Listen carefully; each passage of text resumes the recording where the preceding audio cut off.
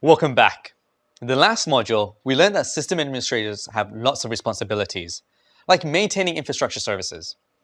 IT infrastructure services are what allow an organization to function.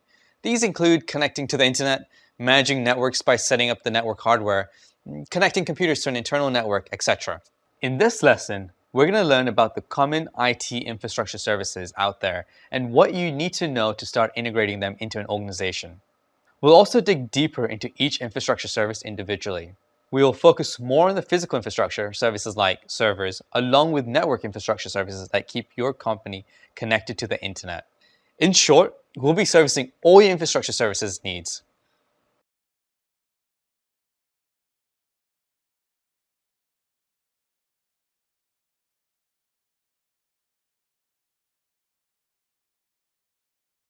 There are lots of IT infrastructure services that keep a company running. In a smaller company, a single person could be responsible for all these services. In larger companies, teams of sysadmins might manage just one service.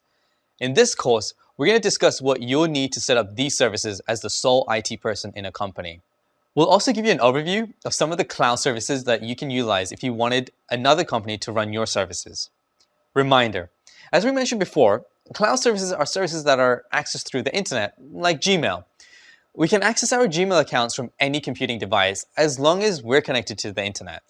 By the end of this module, you should be well versed in what services you'll need to have a functioning IT infrastructure for your company.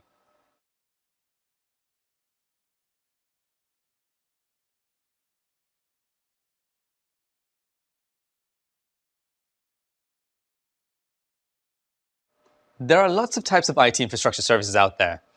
We'll start by giving you a high-level overview of them in this lesson.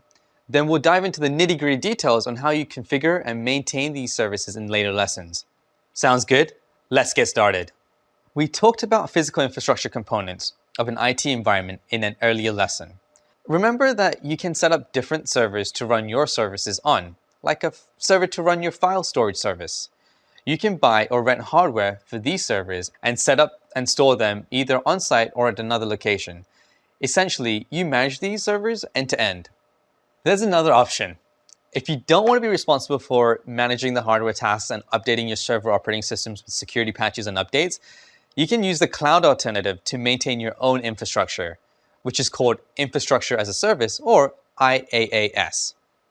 IaaS providers give you pre-configured virtual machines that you can use just as if you had a physical server. Some popular IaaS providers are Amazon Web Services and their Elastic Compute Cloud, or EC2 instances, Linode, which rents out virtual servers, Windows Azure, and Google Compute Engine, which you've been using throughout this course. You can read more about the different IaaS providers in the supplemental reading right after this video. Your company's internal network isn't going to be like your network at home. You're going to have multiple computers that need to be on a certain subnet. You have to assign them IP addresses statically or using DHCP. The networking hardware has to be set up. Wireless internet will probably need to be available. DNS needs to be working, etc. If your company is large, networking is usually taken care of by a dedicated team. But in smaller companies, you'd probably be responsible for setting up the network. Network can be integrated in an IaaS provider, but in recent years, it's also been branched off into its own cloud service, Networking as a Service, or NaaS.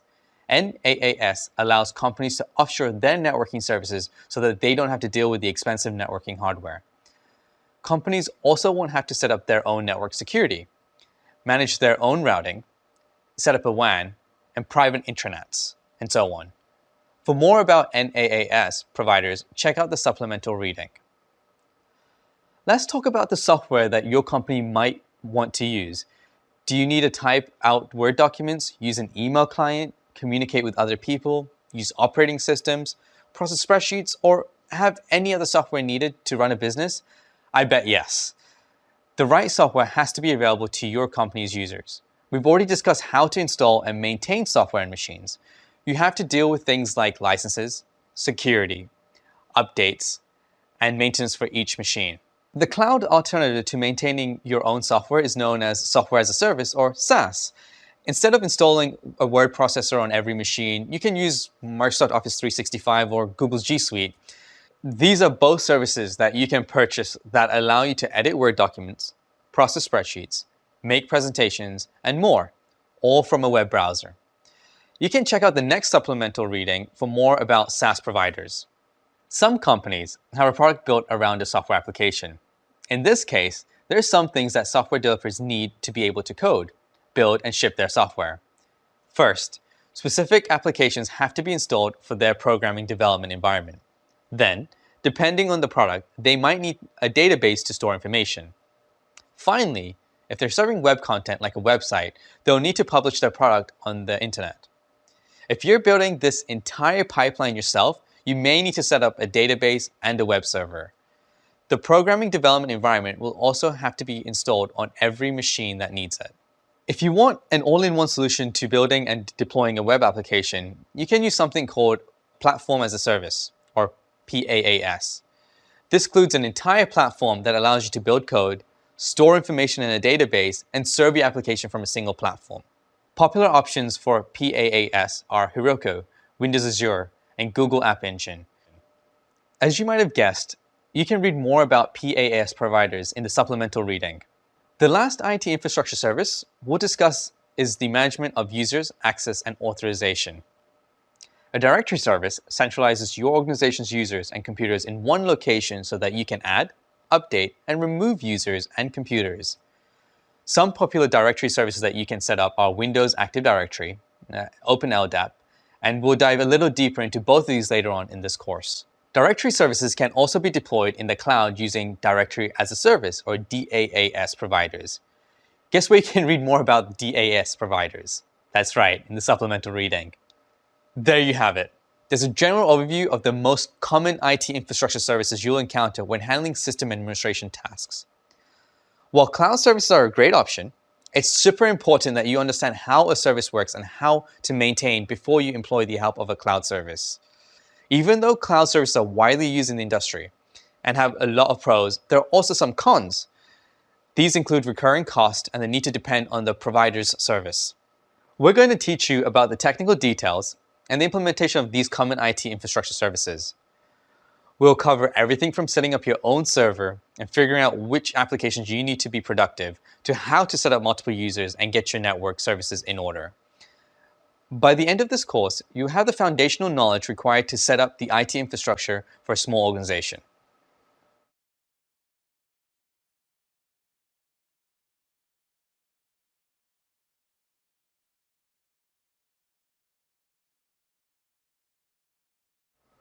Now that we know more about the cloud and IT infrastructure services, let's dive deeper into what happens behind the scenes.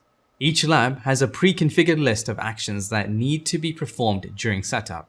This includes spinning up a virtual machine with a specific CPU and memory configuration, and installing the VM with a specific operating system, Windows or Linux.